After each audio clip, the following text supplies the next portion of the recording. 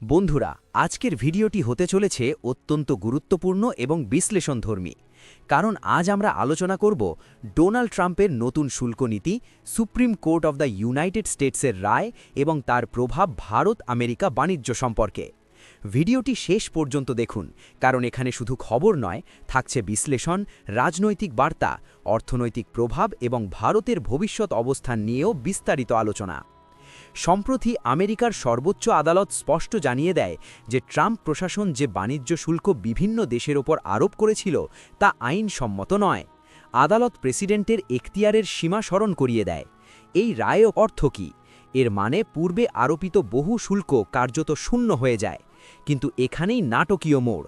রায় ঘোষণার পর পিছিয়ে না এসে বরং আরও আক্রমণাত্মক অবস্থান নেন ট্রাম্প। নিজের সোশ্যাল মিডিয়া প্ল্যাটফর্মে ট্রাম্প লেখেন, যারা এত দশক ধরে আমেরিকাকে লুটেছে তারা যদি এখন কোনো চালাকি করার চেষ্টা করে তবে তাদের ওপর আরও বেশি শুল্ক চাপানো হবে। এখানে সরাসরি কোনো দেশের নাম না নিলেও আন্তর্জাতিক কূটনৈতিক মহলে স্পষ্ট বার্তা পৌঁছে গেছে। এটি শুধু একটি সাধারণ সতর্কবার্তা নয়, বরং রাজনৈতিক চাপ তৈরির কৌশল। সুপ্রিম কোর্টের রায়ের পর ট্রাম্প বিশেষ ক্ষমতা ব্যবহার করে প্রথমে 10% নতুন বৈশ্বিক শুল্ক ঘোষণা করেন, কিন্তু মাত্র একদিনের মধ্যেই সেটি বাড়িয়ে 15% করে দেন। এখানেই বড় প্রশ্ন, ভারতের সঙ্গে যে 18% হারে বাণিজ্য চুক্তির আলোচনা হয়েছিল সেটি এখন কার্যত 15% নেমে এলো। তাহলে কি ভারত লাভবান, নাকি এটি সাময়িক রাজনৈতিক চাল?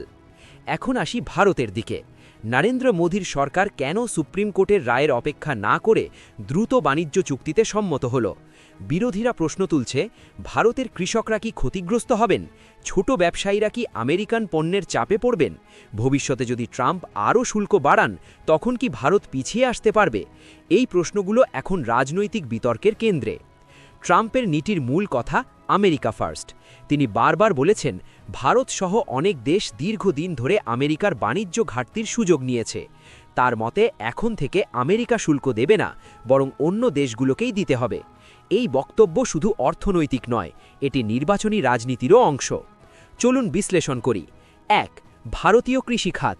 যদি আমেরিকান কৃষিপণ্য কম শুল্কে ভারতে ঢোকে তাহলে দেশীয় কৃষকরা প্রতিযোগিতায় পড়তে পারেন।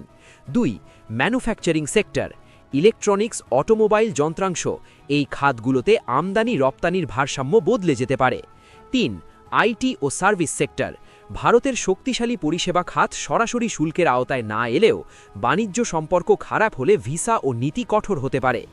যদিও ট্রাম্প সরাসরি ভারতের নাম না নিলেও দশক ধরে আমেরিকাকে লুটেছে মন্তব্যটি অনেকের মতে ভারতের দিকেই ইঙ্গিত করে, কারণ অতীতে ট্রাম্প ভারতকে ট্যারিফ কিংও বলে আখ্যা দিয়েছিলেন। সুতরাং বর্তমান হুঁশিয়ারি নিছক সাধারণ বক্তব্য নয়, এটি চাপ সৃষ্টির কৌশল হতে পারে। এখন কয়েকটি সম্ভাব্য পরিস্থিতি। ১. ভারত চুক্তি বজায় রাখবে এবং কূটনৈতিকভাবে সমাধান খুঁজবে। ২. ট্রাম্প আরও শুল্ক বাড়ালে নতুন করে আলোচনার টেবিলে বসতে হবে। ৩. বিষয়টি আন্তর্জাতিক বাণিজ্য সংস্থার পর্যায়ে যেতে পারে। ভারতে বিরোধীরা ইতিমধ্যে এই ইস্যুতে সরকারকে চাপে ফেলতে শুরু করেছে।